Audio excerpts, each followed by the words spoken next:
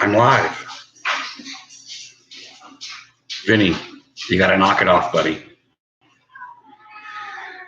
Anyway, we are live. Kind of wanted to wait for this whole Myles Garrett incident to kind of unfold a little bit before I kind of went, hey, Tom, how are you doing there, pal? Good to see you there, Lucky.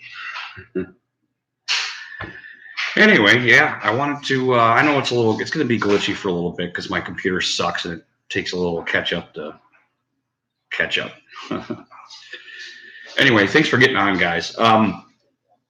Yeah, I totally have to verbalize everything that happened Sunday, especially all the new breaking news that's coming out with this incident. And I titled it the way I did. I really think that Mackvayne and Max Kellerman got about as close to how I feel things came to fruition with the Myles Garrett incident. I thought Mackvayne was very calm. He wasn't emotional or anything like that, and I think he called it pretty straight, man. Chester, how you doing, bro, Chacho? I'm too fast for my computer, you know. You know, I can see I'm pretty glitchy here. Stick with us though. Our connection is good. My computer just kind of sucks, and I appreciate you guys getting on. But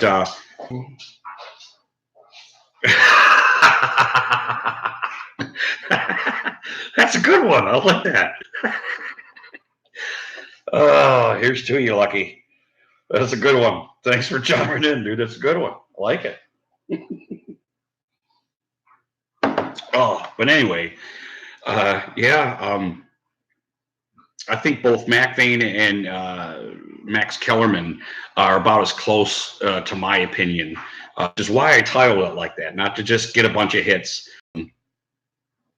by putting Max Kellerman's name in there or anything like that. But I think I liked Max Kellerman's even more because I was just a little shocked because one of the things that really annoys me, and I know it's never going to stop, is that rush to the mic. That rush to the mic to prove to everybody that you care, everybody else, when something bad happens, is so fucking annoying to me. I don't know about you guys, and I don't want to plant any seeds that you have to think the way that I do. But the rush to the mic to condemn what Myles did, you know what? And Mackvayne didn't do that, and I kind of appreciate that too. That he kept all the emotion out of his video and really had a pretty decent appraisal of what happened. 44, how you doing, brother? Good to see you, man. Appreciate you guys chiming in. And I also really appreciate Max Kellerman for his appraisal of the situation. And both of them were they kind of had a theory that, you know, a fight's breaking out here and a lot of dumb shit's going to happen in a fucking fight. And I'm kind of summarizing both of their opinions on this matter.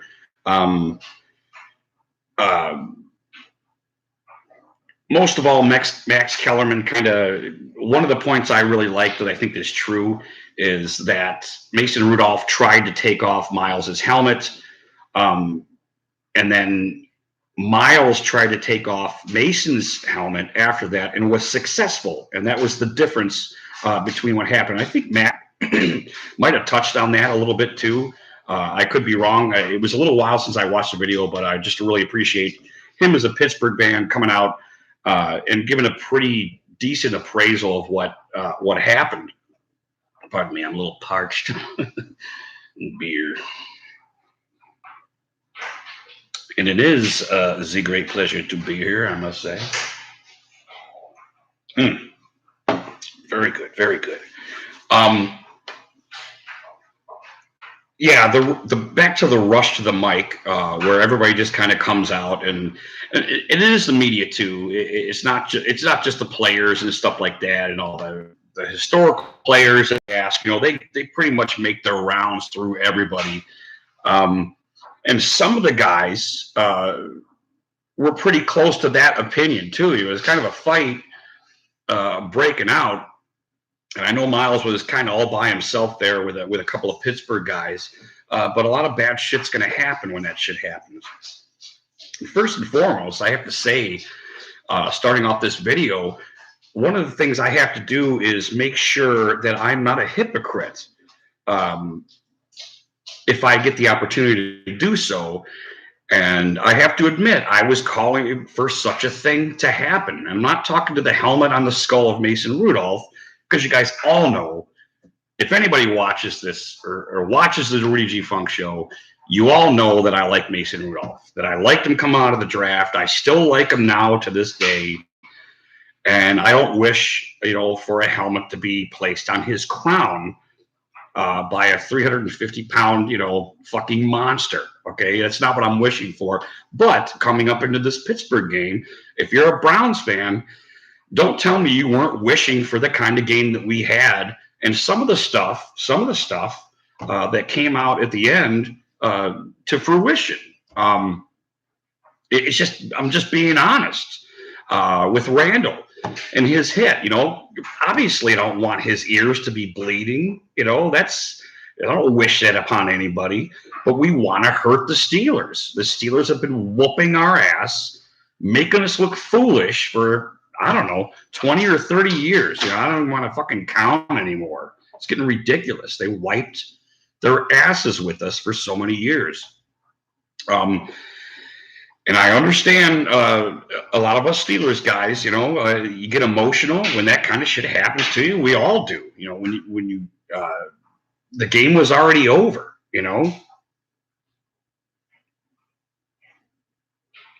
What? How do you know this? I don't even know this. But thanks, Abe. If that's the case, I really appreciate it, buddy. A good shout out there. So back on, like Eric Castillo, you get emotional. Your team loses like that to a team like the Browns, who, is kind of semi-hated always, even though they've been as bad as they've been for the last 20 years. They're semi-hated. Now they're probably the most hated team in the league because of this. But yeah, I definitely really appreciate it. That if that's the case, all the subscribers, I love you guys. You guys know that. If you tipped us over 200, man, I really, really appreciate that. 58, Steele, Mackvayne, I get that emotion. And that's why I really appreciate what Mackvayne did, because that's hard to do. When things that happened came to fruition, Eric, you just get a moment. I get that. You think Myles Garrett's a monster. It was assault with a deadly weapon. That's the, sorry, I kid. Assault with a deadly weapon. I'm okay.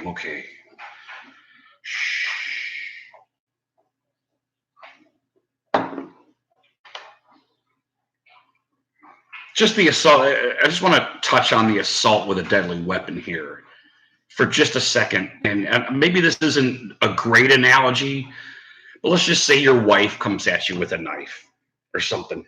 Okay, Rogue Dog, how you doing, brother? Love it. Cheers. 8. Your wife comes at you with a knife. You are unarmed. Okay. And maybe this isn't a great analogy, but it just kind of touches a little bit on what may have happened. A little bit of an explanation. So she comes, psychoing at you, and you, flip her over, grab the knife from her, and be like, hey, why don't we try to be rational or something? Whatever. That's what men always say. But so now you got the knife, and she's not going to stop. And I don't mean to do this. It's not like a man-woman thing. I'm trying to make somewhat of an analogy here. And she doesn't stop, and you're doing everything you can to stop her. You got a knife in your hand and you wind up stabbing her, which is terrible. I mean, that's just like worst case scenario. I know I'm doing that. All the moons kind of aligned the same way in this situation with Mason trying to remove his helmet. The kick in the nuts. That's why this isn't being talked about. I just really don't understand. And I like to think I'm old school. We didn't kick guys in the nuts when we fought, when we were kids, teenagers. That's what girls did, to defend themselves. They would kick guys in the nuts, and that's probably a pretty good tactic for a woman, to kick. I'm not talking about UFC chicks that are out there, looking like half like men and whooping ass. I'm talking about, dainty women. How do you protect yourself? Well, kick them in the nuts, keep kicking them in the nuts, and scream, be real loud and vocal, whatever. Anyway, I thought after the next day or two, this is what triggered Myles Garrett, was the kick in the nuts, not just the attempted removal of the helmet. When he was removing Mason's helmet, there was a kick in the nuts there, and everybody keeps fucking skipping over this shit. I don't even think Mackvayne, I don't think we all knew at the time when he made the video, because I think he made it that evening. I certainly didn't when I was watching it. When I was barking at the TV to quit just showing Myles crown with the fucking helmet and show the whole thing, I didn't catch it in that while we were streaming. And after I saw that, I was like, wow, now that is the trigger right there. Is he kicked him in the nuts, and then he was running around Fidel de Castro motor oil to, I don't know, apologize to him or give me my helmet back, you creep. I'm not really sure. I know there was verbiage there. We all kind of know that. We don't know necessarily what it was. But the kick in the nuts was my trigger right there. Once you get fucking kicked in the nuts, it's fucking on. I don't know. That's how it used to be. I know there's generations behind me. There's the jackass generation. They go around hitting each other in the nuts. They're all pals. Hey, let's fucking kick you. I kick you in the nuts. Hey, let's tape it. 10 of them. Us kicking each other in the fucking nuts. I know this generation come behind me where it's okay to kick in the nuts. And, of course, we're at the point we are now where you're not allowed to say anything. But I would like to think that getting kicked in the nuts is even fucking worse now, but it's not for some reason. So let's just kind of break this down. And if you guys know something that I don't, or I'm missing something, or I'm adding shit on, let me know. Let me know. And I'm going to put my Googles on just in case you guys start chiming in on this. Okay. So a lot of the Pittsburgh guys claim that Myles started this with the tackle of Mason Rudolph right after he got rid of the football and brought him to the ground, and he held him for a second or two. Everything was kind of in slow motion, and I don't recall exactly what it was. Road dog. After a kick in the balls, it all goes out the window. Thank you, sir. It's nice to have people agreeing with you sometimes, So he tackles Mason Rudolph. He holds him.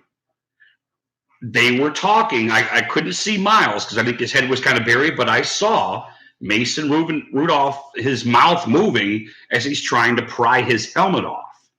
That is true.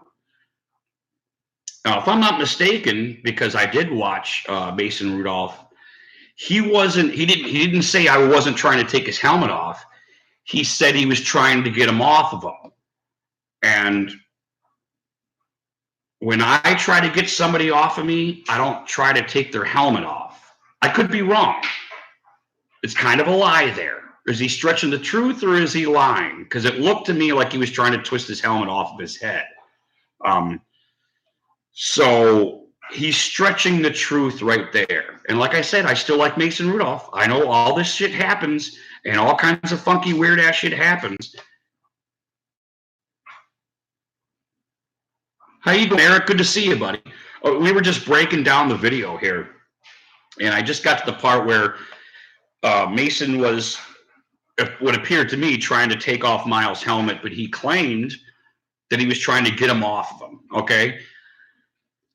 So Myles gets up, grabs onto Mason's helmet, and starts prying it off. Right. This is the order. You know, the tackle and the hold after the. Is that a 1? Yes, it is a 1. The tackle and the hold.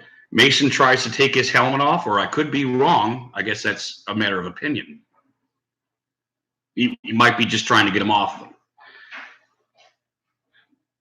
Myles gets up, grabs hold of Mason's helmet, and is trying to take it off. Ooh, mid-play. How you doing, bro, Chacho? Yeah, we'll be streaming the game. We'll be at Stumbler's place. But you gotta stream with us, man. Let us know how it's going. But I appreciate the invite, man. Okay, so Myles tries taking his helmet off.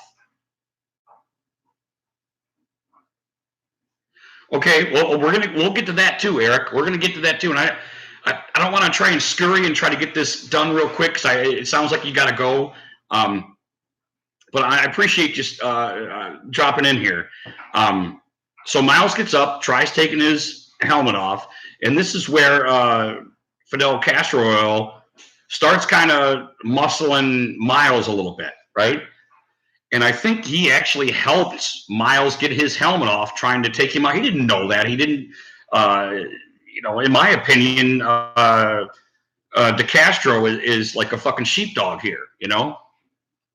So that starts happening. As Myles trying to take off his helmet, Castro is trying to pull him away.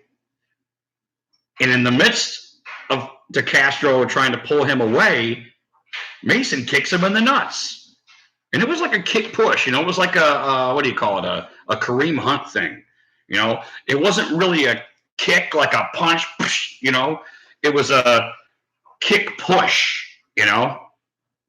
So then, if I'm not mistaken, De Castro and Myles kind of start moving away because De Castro's kind of pushing him back because he's got his helmet and he's kind of flailing. And then here comes Mason Rudolph running around De Castro. And I believe, if I'm not mistaken, Pouncey's in the vicinity at this point. I can't remember if he was helping take him off of Mason or not. So then here comes helmetless Mason Rudolph running around Fidel De Castro Motor Oil to what? To yell at him, to apologize, to get his helmet back. I mean, I don't remember the explanation there, but his facial expression wasn't happy time with Mason Rudolph. He wasn't frolicking through wheat fields or anything. So, in my opinion, it's very possible Myles thought this threatening, and he's got a helmet in his hand, you know. And I think Mackvayne kind of touched on this. Dude's got he's got his helmet in his hand. He's gonna fucking hit him with it. You know, that's what happens in fights. You know, is it good? No, obviously it's not good. It's not good at all. Who wants to get fucking hit with their own helmet? You know, that sucks. I just got like a connection is unstable shit. So if things bog down there, you know, I don't know. So Mason was running around Fidel De Castro Motor Oil to apologize to Myles for trying to push him off of him.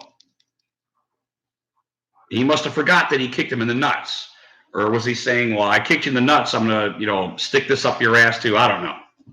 Ooh, we drink Great Lakes Lager and Busch Light, though.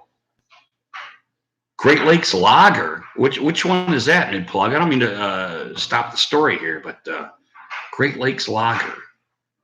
Is that what it's called? Great Lakes Lager? Or does it have some kind of cool Cleveland tribute to it? But anyway, I'll catch back up with you, mid. So he crowns him with his helmet. Now, it probably hurt, but it's certainly nothing as bad as the helmet to face that he had received in play um, 3 or 4 games ago that took him out for a little bit. I mean, that was devastating. He's on the ground. Looked like somebody asked him, "Hey, where's Pittsburgh?" And he went, I mean, it was terrible to see. Which doesn't make it okay. Ain't nobody saying what he did was okay.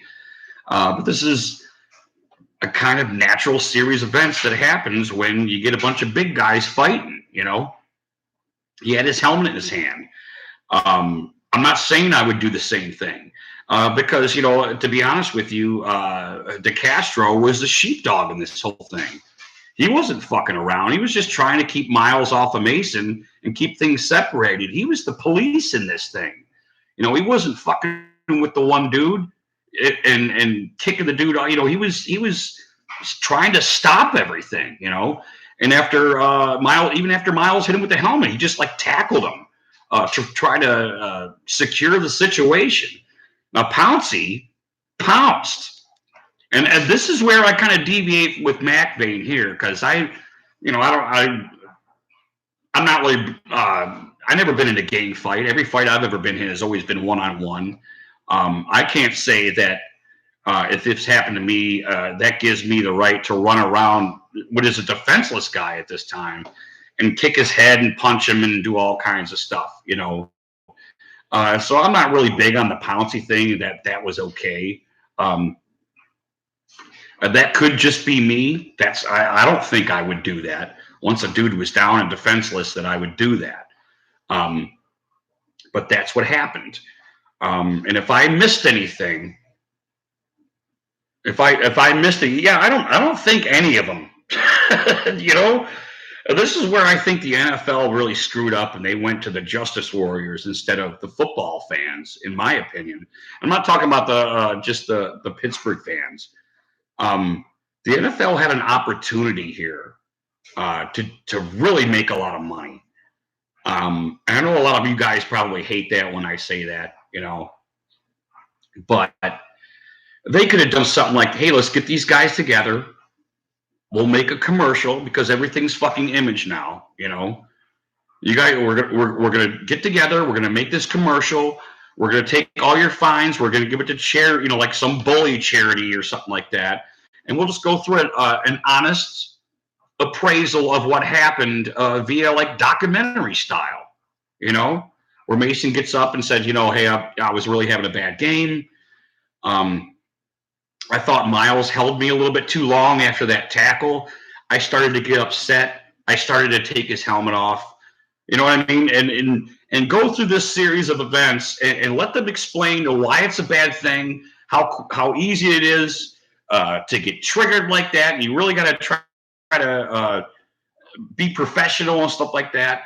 And then we could have all played in 2 weeks. That's what I think the NFL should have done in prime time.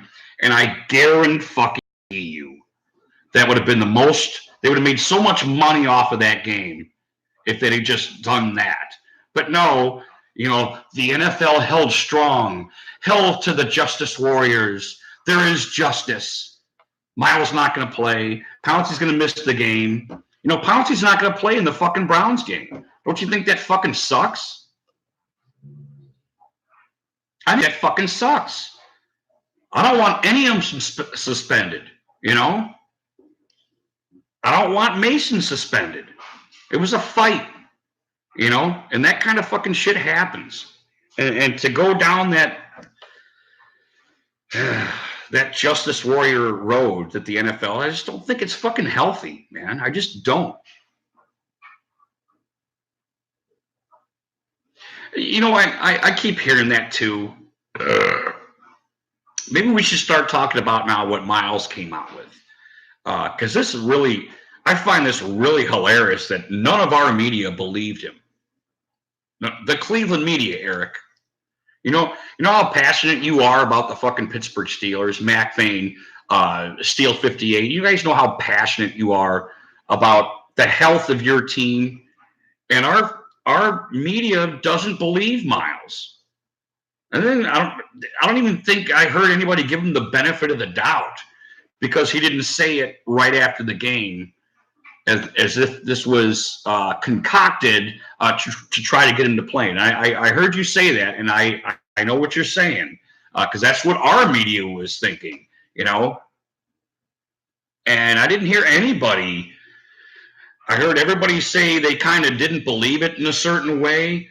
But if he did, but they took both sides. But if he did, that's a greater symbol of belief. Everybody talk about how ridiculous it was that Myles came out with that now, when he might have been told to keep it quiet.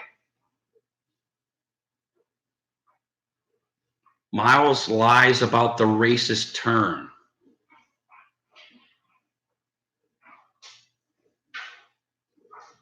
Oh, you don't believe the... Well, I noticed one thing is everybody assumes it was the N-word.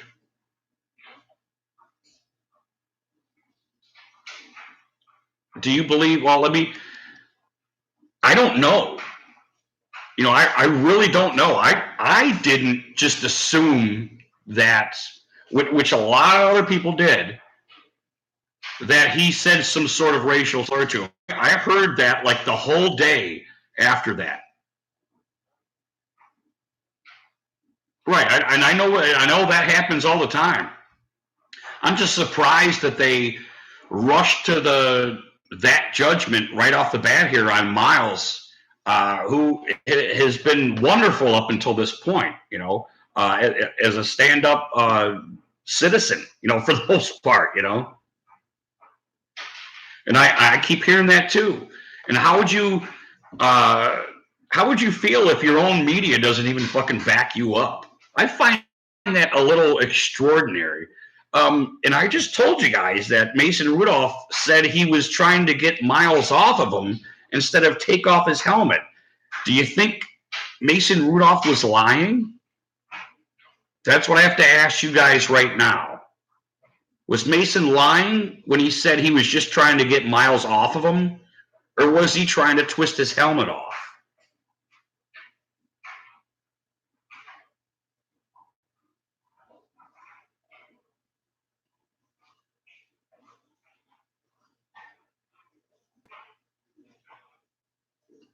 Oh, I mean, was Mason Rudolph lying about what he was doing? Right. Okay. Thanks, Eric. That's what I need. That's what I needed. I mean, what do you think, Mid? I'm only saying this because you already took Mason's side on this. I know he started it all, but did Mason try to take his helmet off, or did he try to get him up?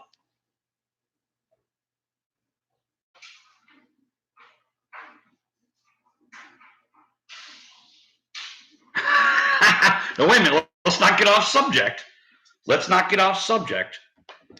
Everybody saw what happened.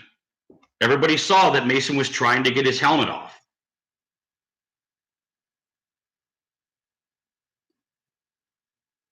Right? I think we all agree on this. Mason tried to grab his helmet off of his head. Mason lied to everybody. That is true. So we know he lied already. And I don't want to call Mason a liar. I want Mason to play. Ultimately, I don't give a fuck if he lied. But just the point. So now, Myles didn't tell anybody, at least, the office didn't say. He might have told the office this. And it's possibly he told him to keep cool on this, and you just wait for the mediator. And you tell them that. Let's not go out and bark it out in the media, because what do you think would have happened if he would have said it right after? What would have happened to Mason Rudolph? Maybe Myles thinks the serious is the charge, and that's why he held off. It was such a serious charge. Maybe he didn't wish that much upon Mason Rudolph, and maybe it wasn't the N-word. A grown man. So I'm not a lawyer at all, but everybody keeps skipping over this. Mason Rudolph did lie about what he did to Myles Garrett. He already did. Everybody knows it. But he's not going to lie twice. Mason Rudolph would never lie twice and deny a racial slur. Now remember, it wasn't brought to our attention what it was. So we can kind of not lie. If everybody thinks it's the N-word, what if he said something else? What if he called him like a big gorilla or something like that? And Myles was offended by that. You're not talking about me because I'm a big badass. You're talking about me because I'm black. You know? What if that was what it was? Like I said, I like Mason Rudolph. I like Myles Garrett. And kind of like what you guys are saying now, when it comes to a fight, this kind of shit's going to happen, you know? Do I think I don't think Myles Garrett a liar, but I do know that Mason lied about taking his helmet off or stretched the truth, you know? Is Mason stretching the truth again? Well, I didn't call him the N-word. I might have said something else that might have triggered him because there's more than just the N-word, isn't there? I mean, let's not act like we're all children here, you know?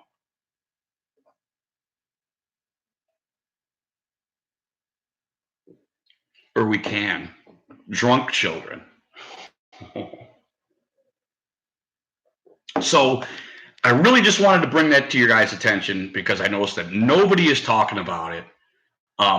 And I don't want to just sit here and rip on Mason Rudolph. He was, he was upset, man. He had a pretty fucking bad game, 4 interceptions. He was fucking rushed the whole time and one of the best lines in the league,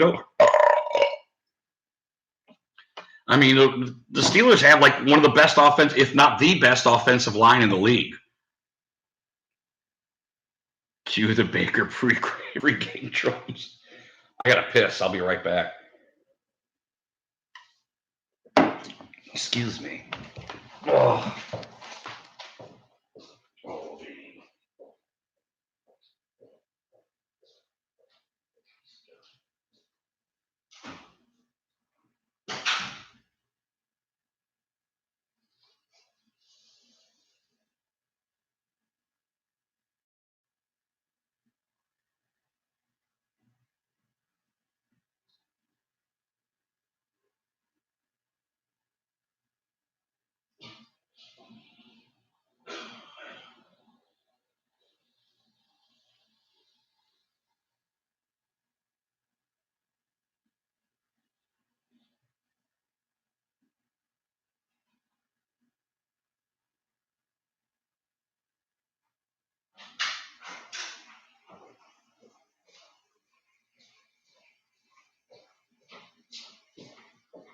Oh, yeah, fix my fire real quick. Be right there. Starting to smolder here, boys. Starting to smolder here. Right now. What?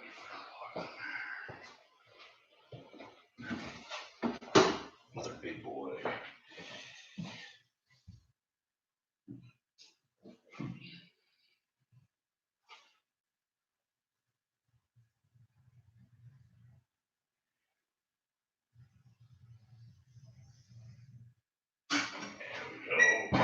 Oh.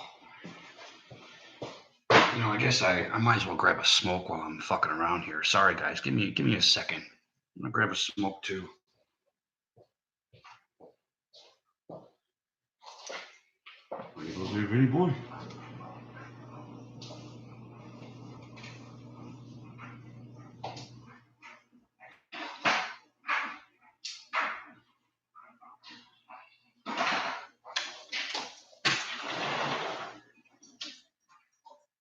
It's raining outside.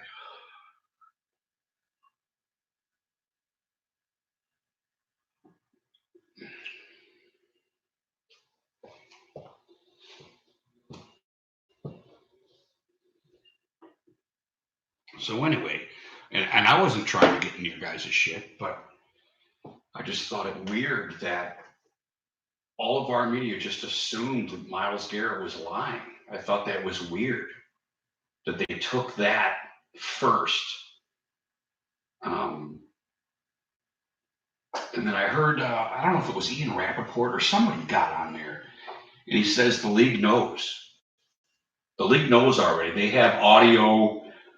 Somebody was mic'd up. There's some way to get the audio of what happened, and they know already, which is kind of rumor-ish, but I'd like to believe that that's the case. That they would be able to find that out. You know, technology today, everybody being mic'd up. I would love for the NFL to come out with that.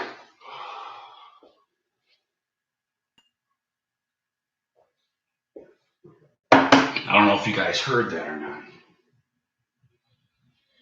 So you guys heard that Pouncey got one of his days revoked, and that Myles is still indefinite, which I think was good. I think he should have had 2 days revoked. You know, I think he should have played. I think all these guys should play. And the NFL cowers to the Justice Warriors, and that's annoying to me.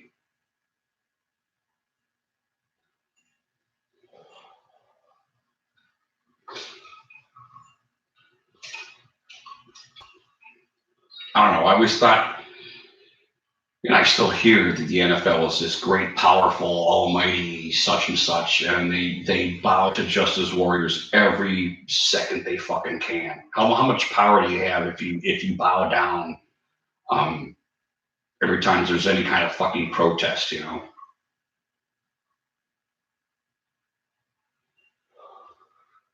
I mean, you don't keep feeding them, right? You don't keep feeding them. And it seems like the NFL will feed them every chance they get. You know, they rushed to judgment. You know, it was less than 24 hours and Goodell was already out there suspending him. I mean, what kind of real inquiry was there into the incident? I mean, whether you're a Pittsburgh fan or a Browns fan, you have to admit that was pretty quick to judge, jury there.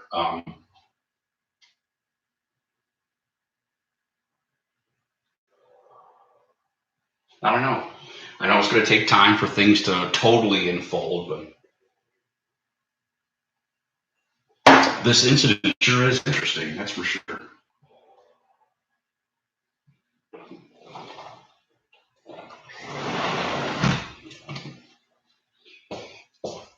And, you know, let's just rehash this a little bit. Just 3 years ago, you know, 2016,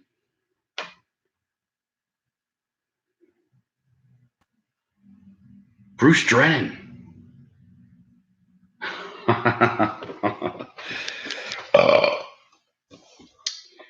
We played the Patriots in 2016. The Patriots went down and scored. I'm sorry, we got the ball first. We did a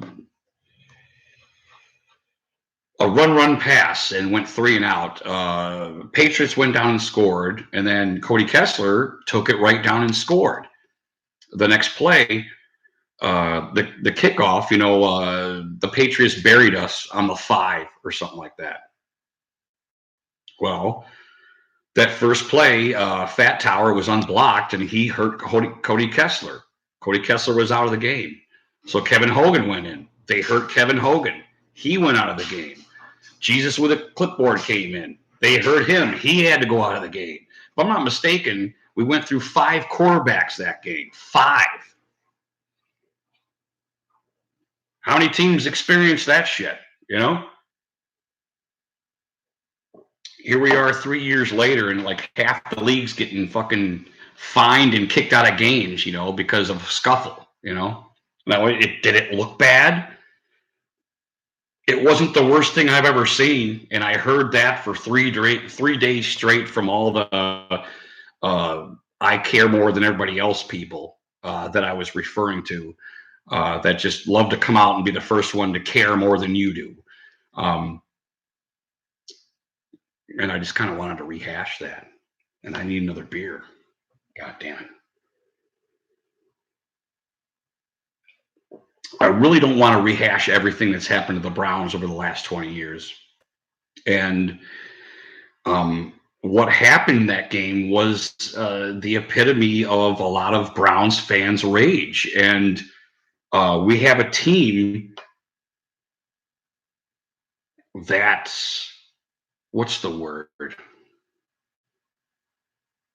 Gets it, you know? They kind of get it. They get who the Steelers are to us, who the Ravens are to us, who Cincinnati is to us. They understand. I don't think that game really would have happened if they didn't. I don't want to say it's a good thing that happened, but it's a good thing that happened. You know, I don't know how else to say it. Uh,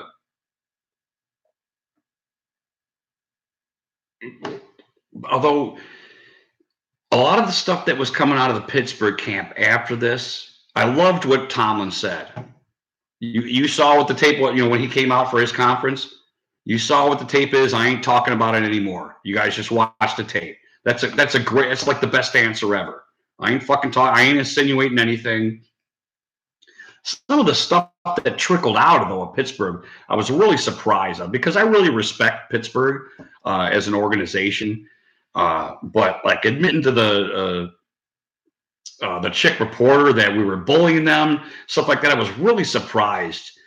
Some of the stuff that was coming out, and I don't want to say they knocked down a notch for me, but I was a little surprised that they took that kind of almost victim mentality, which is rampant in the world today. Maybe I shouldn't be surprised. Maybe I shouldn't. We just all do that, and everybody falls, and we just get whatever the fuck we want because we're a victim now.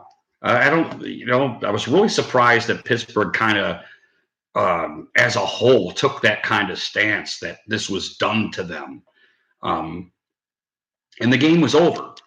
I mean, you guys know that. The game was over at that point. It's a little frustrating. Things happen for a reason, and I'm not talking like the God stuff. I don't know. It's just kind of. I don't want to say I'm not glad that it happened. Did I say that right? I'm not. I don't want to say that I'm not glad that it happened because I'm kind of glad that it happened. It was for a Browns fan, it was a very fun game to watch. Besides the helmet on helmet and the run around kicking somebody in the head when they're defenseless. I'm not really big on that, and I articulated that already. But it's kind of cool that we're in this spot. I kind of like being the bad dog, man. I kind of dig it, man. I like it going forward, despite not having Myles. Of course, we wish we had Myles. I don't think that's going to stop us, though. I really don't. I know everybody kind of drowns in their sorrows that's the Browns. It's the old Browns. Just so we start moving. Something like this happens. Something tells me we're going to step up anyway. That we're deep enough, man. I think we're still firing with a lot of thrusters here. I need another beer. God damn it. Excuse me.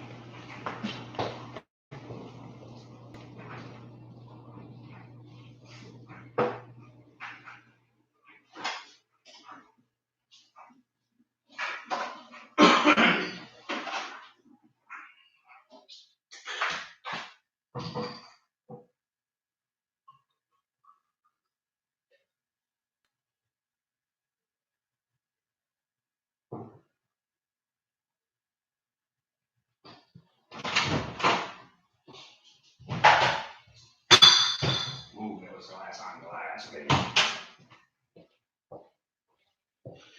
So anyway, why don't we try this? Let's try this for the video. Let's flip it. But let's flip a little bit. Let's say it happened to Baker Mayfield. Okay? Let's flip it. And you probably already feel things are just automatically got just a little bit different. So let's say TJ Watt tackles Baker Mayfield at the end of the game that they're losing. They just got their fucking asses mauled. And TJ Watt does the same thing that Myles Garrett did. He tackled Baker Mayfield right after he released the ball and held him there. And this annoyed the big man. So he tried to push him off of him by removing his helmet. Right? So TJ Watt gets up, tries taking Baker's helmet off, and Batonio steps in as moderator to try to get TJ Watt off of his quarterback. And as he's pushing TJ Watt off of him, TJ Watt removes Baker's helmet and Baker kicks him in the nuts.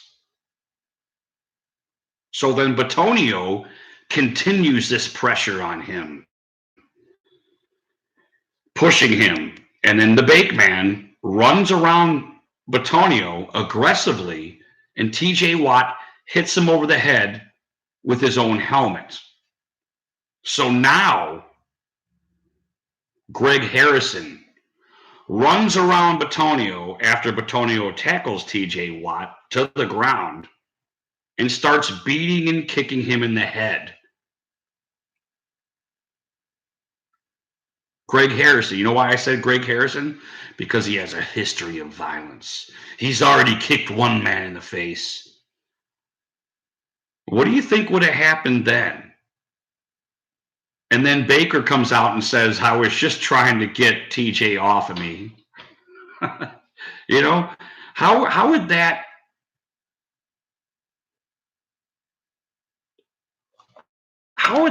be now in this environment? Would it be the same thing that happened to Pittsburgh?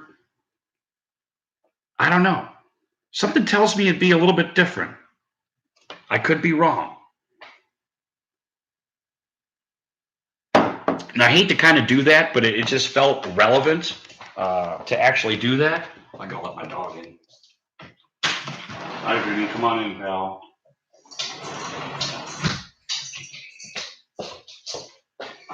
What are you doing, Vinny? Huh? You hanging in there? Oh, anyway, I don't know. Something tells me it would have been a little bit different. It would have been portrayed a little bit different. The only thing I can't really interject is what Baker might have said to TJ Watt, you know, as we know now what that Myles told the mediator that a racial slur was used, and this is what triggered him. So I don't know. When it comes to a fight, a bunch of dumb shit's going to happen. It happened. And it is over for the most part, besides Myles' assignment for the rest of the year. So I guess I kind of said a lot of what I wanted to say. Well, it's a lot of shit I just forget. You know, you think about, I don't write anything down, idiot. And there was probably a little bit more that I wanted to talk about, but I just didn't think of it. But I really appreciate you guys being here. I'm going to get out of here. I kind of wanted to give my 2 cents on this. But I'm looking forward to the Miami game. I'm going to be at the Stumblers mid-plug. I hope you have a good time, and I hope you're able to chime in. Let us know what's going on there. You guys are awesome. You guys be safe. It is Rudy Funk, and I am totally out of here. And I will see you guys Sunday with the Stumbler with a new beer. So God bless you guys. You guys be safe. I mean it. Love the new subscribers, if that's true. I haven't checked yet, but I really appreciate it, for the shout out. Oh, and one last thing. The other day I was at work and I had a smoke break, and Mosh, you know, South of Heaven was on, and I chimed in there. He gave me a really cool shout out. because he hates the Cowboys, or I'm sorry, he hates Pittsburgh, and it was just a really funny shout out. I just want to tell him, by chance he watches this, that I really appreciate that. So, like I said, God bless you guys. I am out of here. Wanted to give my 2 cents. I will talk to you guys Sunday. We'll have a good time trying a new beer with the Stumbler. Later.